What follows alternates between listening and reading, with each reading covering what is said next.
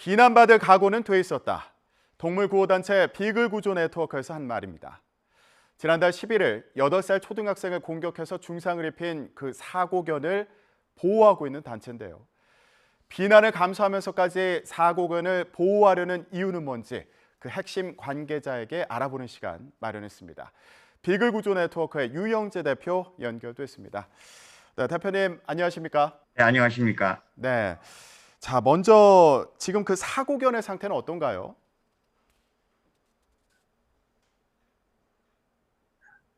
죄송합니다. 또 오디오가 지금 들리지가 않아서. 예, 죄송합니다. 네, 사고견의 상태는 혹시 어떤지 설명이 가능하실까요? 예, 지금은 들리네요. 다시 한번 설명해 네, 주시겠습니까? 사고견의 예, 상태에 대해서 질문해 주시겠습니다. 여쭤봤습니다. 네. 네, 사고견의 상태는 어떤지 설명 부탁드릴게요. 지금 이제 해당 개는 저기 지난 이제 토요일 저희가 그 울주경찰서로부터 이제 인계를 받았고요. 걔가 이제 도착하자마자 제가 이제 직접 가서 이제 걔의 어떤 그 상황, 그러니까 지금 현재 상태에 대한 부분을 좀 저희 나름대로 이제 테스트를 해봤습니다만, 뭐 크게 이제 뭐 이렇게 특별한 어떠한 그런 뭐 공격적인 성향이나 이런 걸 좀 발견할 수가 없었고, 지금은 이제 안정을 취하고 간단한 건강검진을 받고 지금 안정을 취하고 있는 상태입니다. 네, 지금 관찰을 했을 때는 온순한 성격으로 보였다 이렇게 설명을 해 주셨는데 네. 동물 보호 단체긴 하지만 사고를 낸 개를 보호해야겠다 이런 생각을 하신 배경은 뭔지 설명 부탁드립니다. 네, 사실 이 사건이 이제 그 언론 보도를 통해서 이제 그 나오고 난 뒤에 저희가 이제 그 동영상을 이제 원문 동영상을 이제 저희가 한 20분 가량의 동영상을 확보해서 그 나름대로 이제 저희가 좀 분석을 해봤습니다.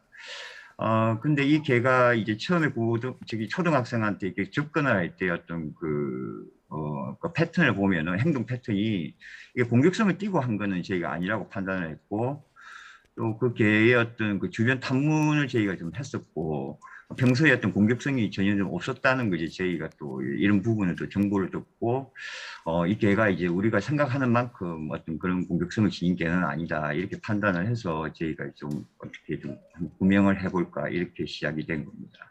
네. 그럼에도 불구하고요. 영상을 보면 맹수가 먹잇감을 사냥하는 것 같았다. 이런 얘기가 들리기도 해서요. 보호 조치를 이해 네, 못하는 분들도 많은 게 사실이거든요. SNS로 네. 보호 의사를 표했을 때 비난을 많이 받으셨다고요. 예, 상당히 비난을 많이 받았습니다. 뭐 저희가 각오를 했던 것이고요. 그런데 이런 이제 사회적 비난이 이제 과연 좀, 사실 이 사건의 어떤 본질, 그러니까 이런 이제 사고가 발생되지 않도록 하는 이제 뭐, 그 여러 가지 그 뭐라 그럴까요? 뭐 견주의 처벌이라든지 뭐 이런 데서 집중되지 않고 어떻게 보면 꼭 뭐 이렇게 마녀 사냥식으로 뭐 절차 없이 저 어떤 그 해당 개를 갖다 안락살 수 있는 그 법리적 근거가 없이 좀 너무 사회적 분노를 어떻게 좀 뭐라 그럴까요? 그 달래는 좀 그런 분위기로 가는 이 부분이 좀 안타까워서 저희가 이제 이런 이제 그 입장을 밝혔는데 그 여러 번 입장을 밝히고 난 뒤에 저희 그 단체의 뭐 대표 전화가 거의 항의 전화로 이렇게 마비가 될 정도로 그런 비난을 받은 건 사실입니다. 하지만 이제 이런 사고가 계속해서 일어나고 있고 또 이런 이제 그 근본적인 원인이 해결되지 않는 한 계속 이제 반복되는 상황이 이제 뻔하기에 저희가 좀 이런 목소리를 내고 또 이 개에 대한 그 안락사에 대한 부분도 좀 절차적인 부분을 강조해서 좀 합리적이고 이성적으로 좀 처리가 될 수 있도록 저희가 이렇게 나서게 된 겁니다. 네. 그렇다면 안락사는 안 하는 걸로 결정이 되지 않았습니까? 이것도 지금 말씀하신 법적인 절차에 따른 결정인 겁니까?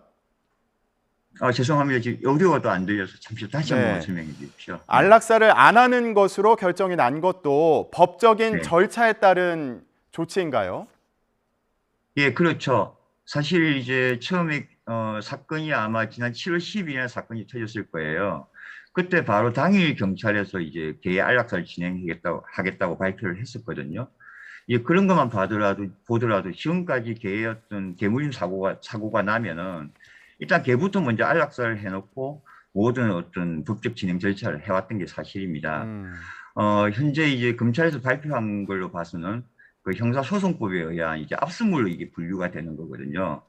그럼 이 압수물인데 원칙적으로 우리가 상식적으로 생각하더라도 이런 압수물이자 또 증거물이기도 하거든요. 증거물이 그 재판이나 어떤 그 사건의 종결이 될 때 사실 폐기를 해야 되는 게 맞는데, 일단 사건을 조사하기도 이전에 먼저 개구도 죽이고 시작을 하는 이제 이런 좀 관행이 있었고, 이 법률적으로도 이제 증거물은 끝까지 이제 판결이 날 때까지 좀 보존해야 된다는 게 이제 상식이고, 또 이제 이런 형사소송법으로 걔를 이제 안락사하기가 좀 곤란하니까 다시 또 동물보호법을 적용해서 22조를 적용해서 이제 안락사를 이렇게 하겠다고 또 발표를 했었어요. 하지만 이제 동물보호법 22조는 뭐 간단하게 설명드리면, 우리가 일반적으로 유기견이 이렇게 발생하지 않습니까? 그럼 이 지자체 시군보호소에서 그 개들 구조해서 보호하고, 이제 개체수가 일정 넘어가면은 이제 안락사를 하는 이제 그런 그 보호소 운영 규정에 관한 법률인데, 그 해당 개는 사실 그 국가 압수물입니다. 그 압수물에 적용이 안 되는 법이에요. 음, 그러다 보니까 이제 적용이 안 되다 보니까 이제 그 개의 안락사가 이루어지지 않았고, 또 어제 이제 경찰의 발표로는 이제 그런 그 안락사를 할 만한 수의사를 찾지 못했다, 뭐 이런 이제 해명을 내놨는데, 사실 이제 수의사가 어떤 그 안락사를 시행하려는 수의사가 없었다는 얘기는, 뭐 우리가 생각하기에도 법률적으로 뭐 논리적으로 또 도덕적으로 이게 좀 불편하니까 좀 나서는 수의사가 없는 거 아니겠습니까? 이 음, 그런 거는 이제 저희 주장을 좀 뒷받침할 수 있는 그런 또 근거가 될 수 있을 것 같습니다. 네. 지금 절차적인 과정에 대해서 설명을 해 주셨는데 그렇다면 견주의 재판이 끝나면요. 이때는 어떻게 되는 겁니까? 결정이 바뀔 수도 있는 건가요? 네, 제가 뭐 법조인이 아니라서 뭐 어떤 그 뒤에 재판 후의 과정까지 제가 뭐 얘기하는 건 뭐 좀 조심스럽기는 합니다만, 어쨌든 재판은 이제 견주의 처벌, 그러니까 형사적 처벌에 대한 부분에 이제 집중이 될 거고, 다만 사건이 이제 종결이 되면은 이제 개의 어떤 이제 그 운명을 이제 결정을 하게 되는데, 아마 저희가 그동안 조금 노력을 하고 개의 상태가 좋아지고 어떤 좀 객관적으로 개가 안전하다고 판단되면은 뭐 좀 긍정적으로 아마 다시 한번 논의가 될 수 있지 않을까 이렇게 생각을 하고 있습니다. 네. 위험 요소가 없는지 좀 확인할 필요가 있다. 이렇게 말씀하셨는데 그러면은 위험한지 아닌지 이 확인은 어떻게 할 수 있는 건가요?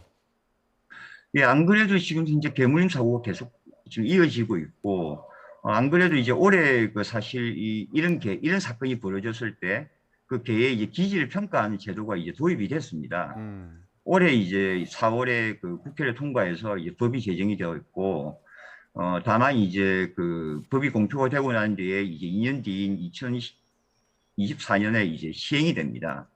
그래서 그게 이제 기질평가, 이런 이제 기질을 평가할 수 있는 제도가 이제 지금 법률로 이제 규정이 되었는데요. 그래서 이제 저희도 아마 그 이 개에 대한 좀 객관적인 평가를 위해서 그런 이제 기질평가 제도를 갖다가 조금 이제 물론 이제 뭐 소급 적용한다는 얘기는 아니지만 이제 그런 제도가 이제 생겨날 거니까 좀 거기에 준하는 어떤 그 이제 판단 기준을 좀 정해가지고 좀 객관적으로 저희가 하는 게 아니라 전문가들의 좀 이렇게 전문가들이 모여서 하는 그런 기질 평가를 통해서 좀 안전하고 또 걔가 이제 추후 입양이 가능하도록 그런 이제 한번 발판을 한번 마련해 볼 그런 계획을 가지고 있습니다. 네.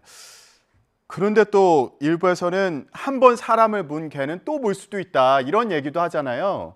예, 네, 특별한 조치가 필요하진 않을까요? 예, 당연히 필요합니다. 뭐 한 번 개가 두 번 다시 문다는 얘기는 그거는 맞는 말이고요.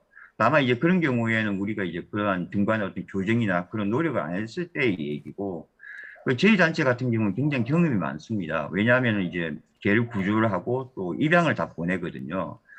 이제 입양을 보내더라도 사실 그 가정 내에서 개물림 사고도 발생을 많이 합니다. 종종 합니다. 예, 그런 경우에 이제 뭐 저희가 카운셀링도 하기도 하고 하지만 또 예의치 않을 때는 저희가 직접 데리고 와서 전문 이제 행동교정 수의사와 상담을 해가면서 이제 교정을 시키고 난 뒤에 다시 이제 그쪽으로 다시 되돌려 보내고 뭐 그런 이제 경험이 많기 때문에 뭐 이번 케이스도 저희가 뭐 충분히 좀 긍정적으로 좀 희망을 좀 갖고 있습니다. 네. 네. 대표님께서는 이번 일을 사회적인 책임을 일깨워준 사건이다. 이렇게 표현을 하셨더라고요. 예, 이건 어떤 네. 의미입니까? 굉장히 이제 중요한 포인트인데요. 사실 이제 옛날처럼 그냥 내가 단순히 동물을 좋아한다, 아니면 뭐 어떤 뭐 집을 지킨다, 뭐 이런 개념으로 단순하게 이제 동물을 키운다는 거는 정말 옛말이라고 이제 생각을 해요. 사실 이제 개는 이제 뭐 우리가 싫든 좋든 간에 뭐 공원을 가면 다 이렇게 보지 않습니까? 공원을 가면 산책하는 개를 만나게 되고 결국은 이제 그게 이제 사회의 어떤 이제 이미 이제 구성 요소로 이제 어떤 구성원으로 이제 자리 잡은 거거든요. 그러다 보니까 이 개에 대한 이제 관리나 안전을 위해서 이제 법도 많이 개정이 됐고 촘촘하게 다 짜여져 있습니다. 뭐 예를 들어서 뭐 저희가 옛날에는 이제 개를 유기를 하게, 내가 키우던 개를 유기를 하게 되면은 이 과태료에 그쳤지만 지금 내가 키우던 개를 버리면 형사처벌이 됩니다. 이것만 하더라도 이미 이제 그 개에 대한 이제 사육에 대한 그 관리에 대한 책임을 이게 사회적으로 또 법률적으로 굉장히 엄중하게 묻고 있는 거죠. 이번 사건도 지금 똑같이 이 개가 이런 행동을 함으로 인해서 그 견주가 처벌을 받고 이런 걸 보더라도 이제는 정말 이제 개의 어떤 생명을 키운다는 것은 그 엄청난 사회적 책임과 또 그리고 법률적 책임이 뒤따른다는 것을 반드시 좀 인지를 했으면 좋겠습니다. 네. 자, 대표님, 그렇다면 이번 사건 같은 일이 재발하지 않기 위해서는 어떤 조치가 필요하다고 보시나요? 예, 뭐 이번 사건만 놓고 본다 그러면 사실 이 개가 거의 2년 동안 그 짧은 줄 계속 묶여 있었다고 그래요. 그런데 이 묶인 개가 묶여서 개를 이렇게 묶어서 사육하는 이런 방식이 이제 저희 동물보호단체 입장에서는 이게 이제 학대로 비춰질 수 있고 또 그 동물의 어떤 그런 뭐 복지를 떠나서 사람에게도 그렇거든요. 사실 묶여있던 개가 풀렸을 때 지금 이번 사태처럼 어떠한 그 위험한 요소가 될 수 있는지 이제 이게 보여주는 극명한 사례거든요. 그래서 걔가 묶여있다 풀리면 아무도 그 예측을 하지 못합니다. 어떠한 행동을 할지. 사실 어떠한 행동을 할지 모르는 그 예측을 할 수 없는 게 더 위험하다고 생각해요. 이런 요소가 아직까지 각 사회에 지금 그런 사육 방식에 의해서 많이 위험적인 그런 요소가 많이 지금 잔재되어 있으니까 이렇게 묶어서 이렇게 사육하는 방법을 좀 개선하는 방법으로 좀 사회적 논의와 또 정부 기관이나 동물보호단체도 좀 노력을 하는 이제 그런 지금 의미 있는 좀 사건이라고 저는 보고 있습니다. 네, 알겠습니다. 부디 이번 같은 사고가 다시 일어나지 않기를 바라겠습니다. 지금까지 비글 구조 네트워크의 유영재 대표와 얘기 나눴습니다. 오늘 말씀 고맙습니다. 감사합니다.